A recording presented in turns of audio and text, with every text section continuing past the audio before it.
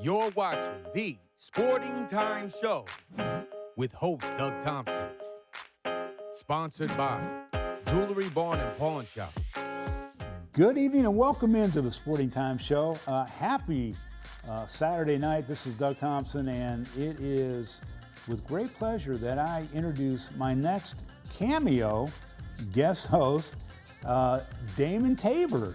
Damon, welcome to the show. It's a great honor. I'm glad you gave me the opportunity to come in here. But yes, I mean, we're going to have a good time with it. We are going to have a good time. Now, what was funny is before we started running the cameras, you had mentioned that the last time that you and I had done something, and it was on radio, that I had you come on, you got back into coaching, and that was, what, 10 years ago maybe? Yeah, it was when I retired and from being a principal, and we were doing the district tournament, and we were at Warren Central and doing it, and next thing you know, I'm at Warren Central coaching girls basketball.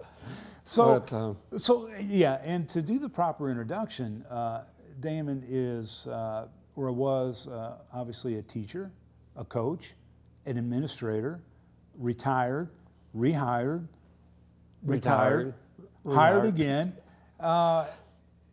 and now you're the owner of Oak Tree Awards, and you're an entrepreneur. So I mean, you have really had a fulfilled career when it comes to doing a lot of different things.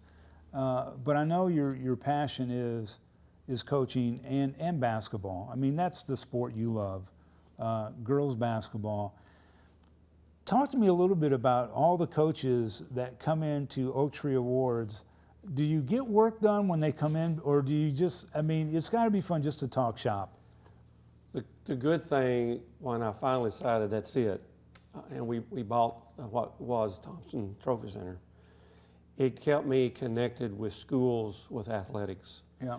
And yes, when coaches come in, we get to talking about basketball, football, you name it, and we sat, and I go, you know, I really have work to do.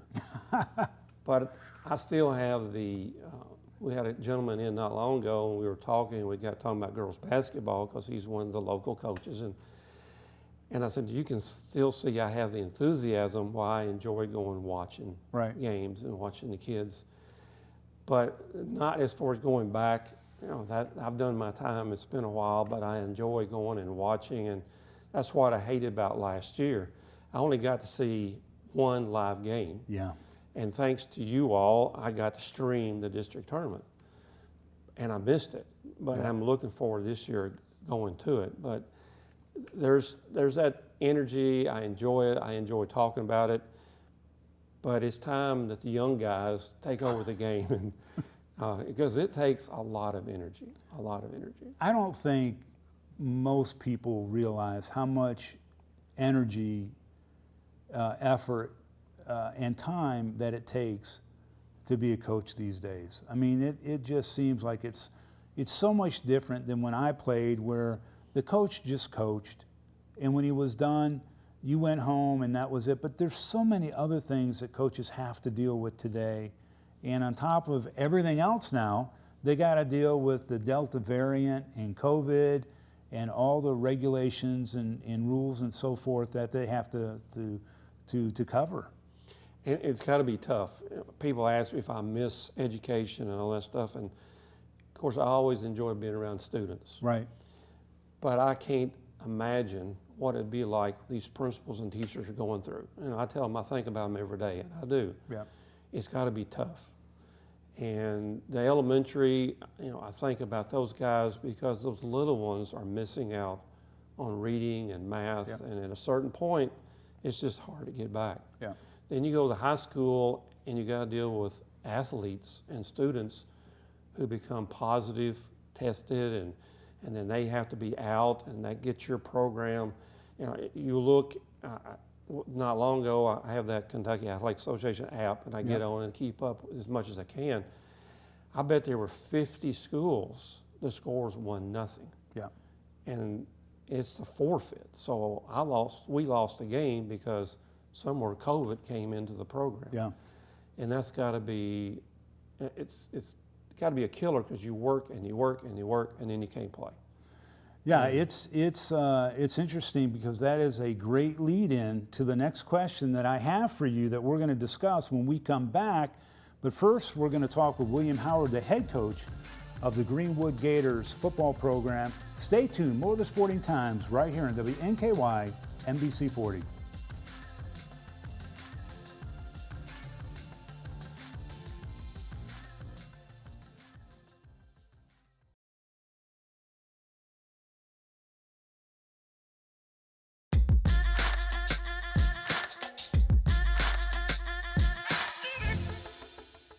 Welcome back. My next guest in 2020 led his team to a perfect 5-0 start to the season. They are on their way to doing the same this year. I'd like to welcome in the head coach of the Greenwood Gators, Coach William Howard. Coach, welcome to the show. Thanks for having me. You know, before we talk football, every time I say your name, William Howard, I think of some 17th century, swordsman or whatever. I know William Howard Taft, the 27th president. I know there's an NBA, William Howard. Your name, where did it come from? Was it a relative? Was it a grandfather? Or were you just lucky?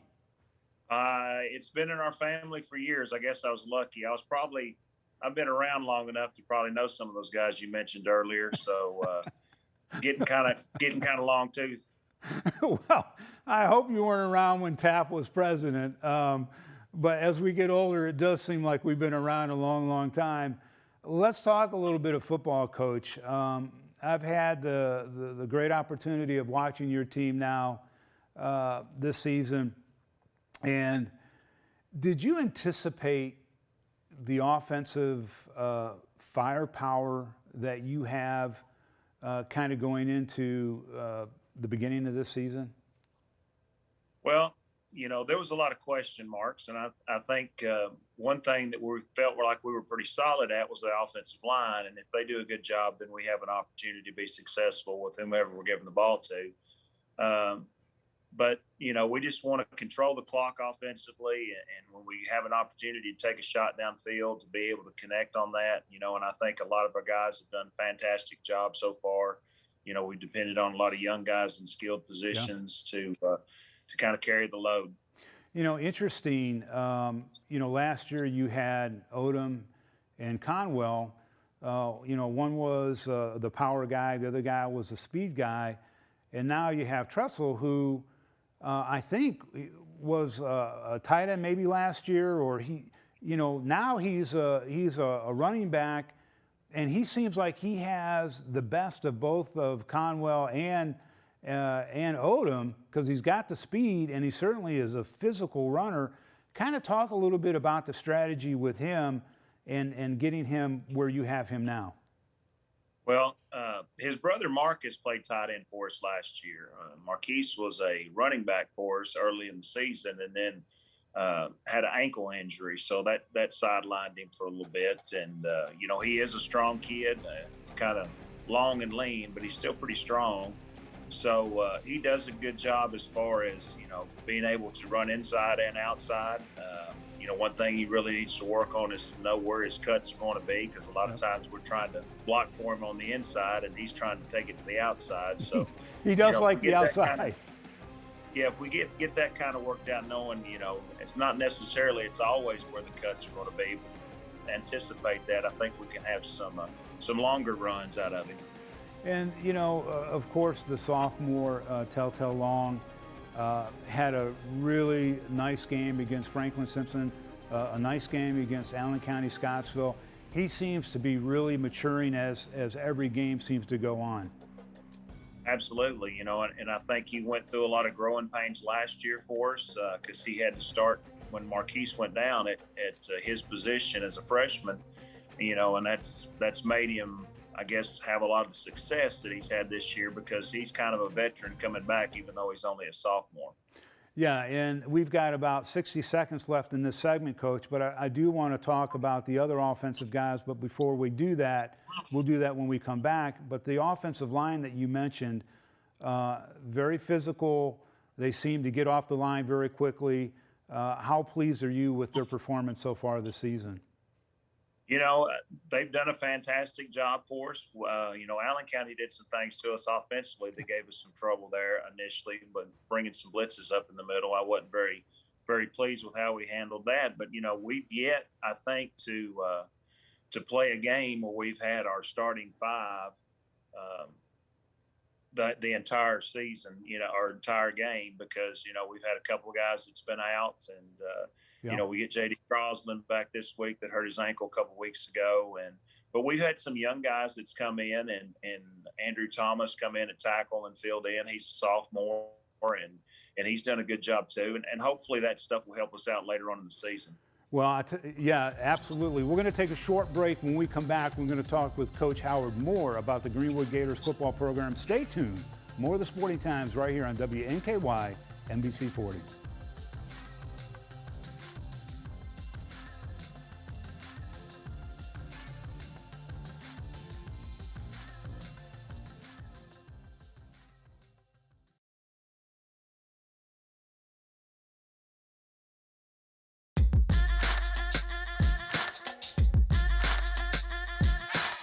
Welcome back again. William Howard, the head football coach of the Greenwood Gators. Coach, welcome back again.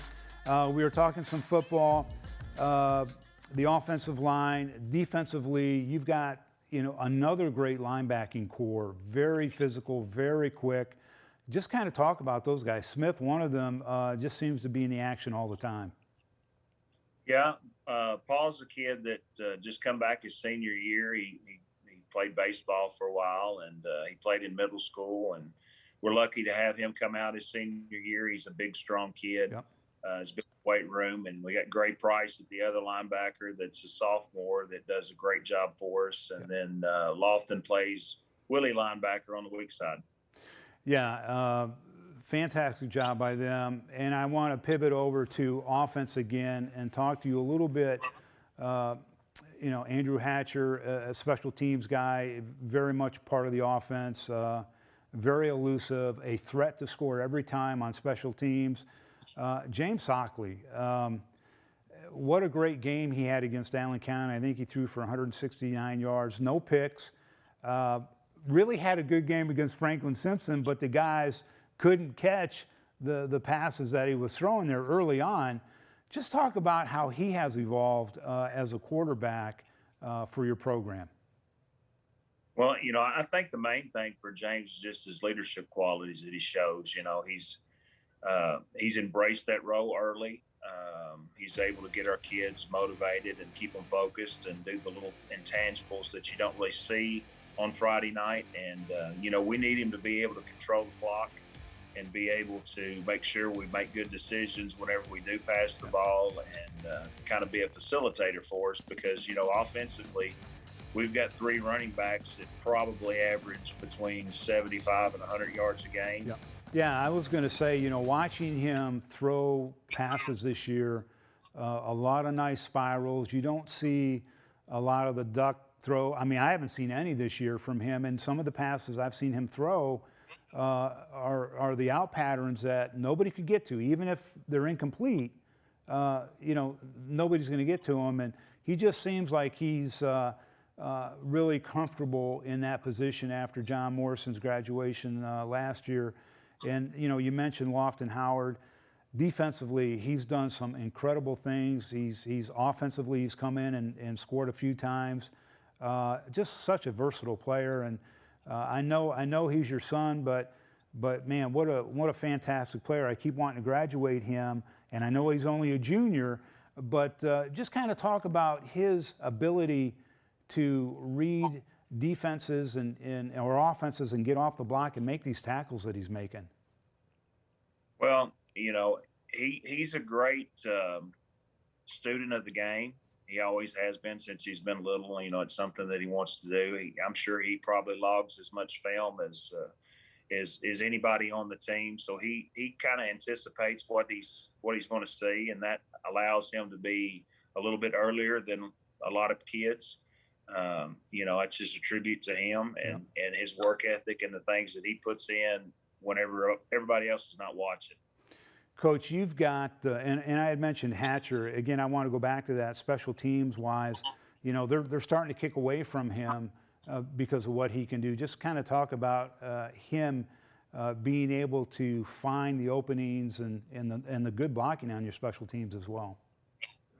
Yeah, Andy's been a kid that started for us since he was a freshman. So, he's a junior, so he's logged several hours on the varsity football field. But he's primarily been a defensive player, a cornerback for us, and his versatility allows him to play in a lot of positions, and be able to play offense and play defense at multiple positions and be a threat for us on special teams. And that's great to have a kid like that. Coach, we got about 40 seconds left. Quickly, 5A, such a tough class. You're in a very tough district. We've got two teams that have won state championships in 5A.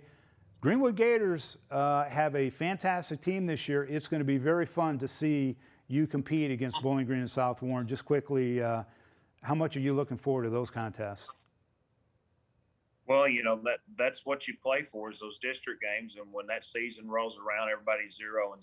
All the other stuff is kind of irrelevant at that point in time as far as how your season goes and the seeding and the playoffs. And that's the most important thing, is being able to get yourself in a position where you can play one more week once the playoffs start. Yeah, absolutely. Coach Howard, thank you very much for coming in today. Pleasure always having you on the show. Good luck the rest of the season, and we'll see you at the field. Thank you. All right, thank you. All right, we're going to wrap things up when we come back. Damon Tabor and I we'll wrap things up on the Sporting Time Show here on WNKY NBC 40.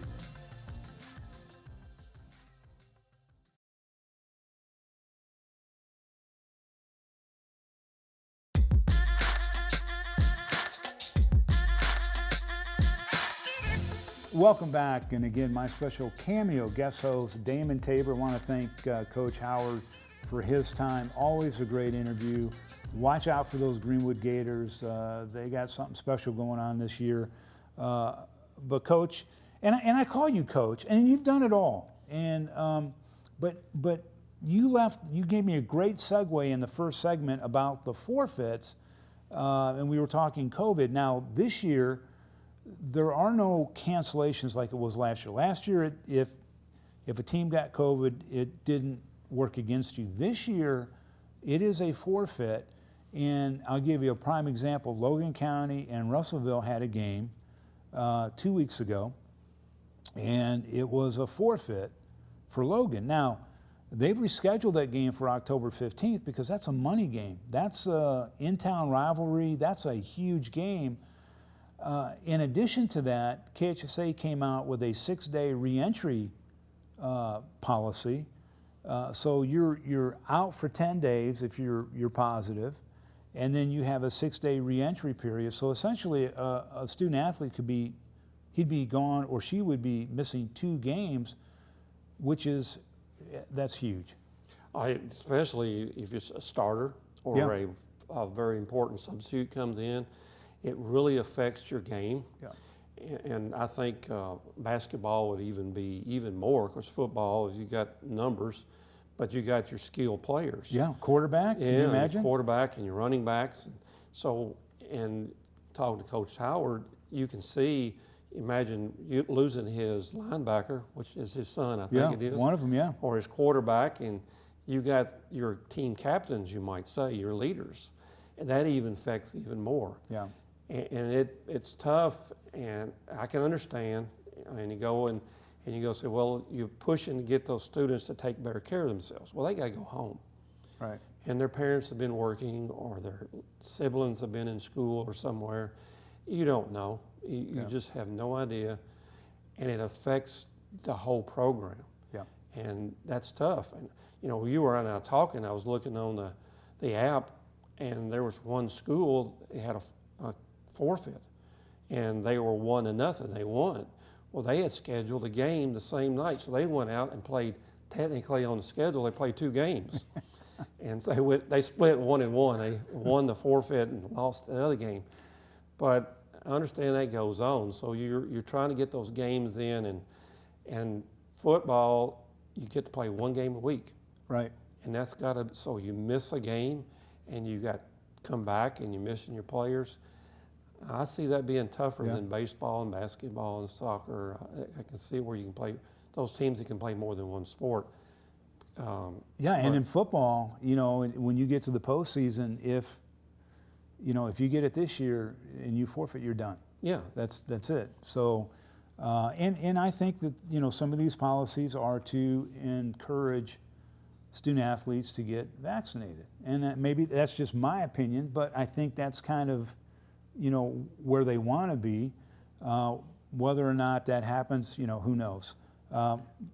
We got a couple minutes left in this segment. I want to ask you a question about girls basketball specifically, about how it has, you know, it ebb and flows. I mean, sometimes like back in the day when Franklin Simpson had all those great seasons, and then Barron County had all those great seasons, and Monroe County had, you know, and it just seems to ebb and flow, but it seems like because of the AAU, girls basketball has really picked up.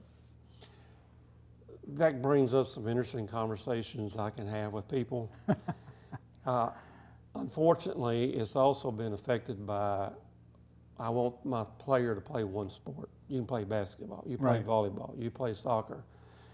To find a player who can play 3 sports is almost impossible now. I encouraged it when I was coaching. As a principal, I encouraged it. You let your athletes or anybody play the sport. Even if I had a player that played softball and ran track at Franklin. Yes, I think it's more demanding now on the coaches and the players. So you're losing players because I want to play volleyball. I don't want to play basketball. I want to play soccer. Well, soccer and volleyball conflict. Exactly. And it's in AAU. You get there, they're playing so much time. So yeah, it's making it more difficult. You're losing some good athletes, and it's different than when I was coaching at Franklin. It's crazy different. Coach, we've got about 15 seconds left. I want to thank you very much for coming in today. By the way, Coach Tabor will be coaching again because he's been on this show, so stay tuned for that. Thank you very much for joining us today. Have a great weekend, have a great week, and watch all your live stream on stfanclub.com. For Doug Thompson and Damon Tabor, have a safe week. Good night.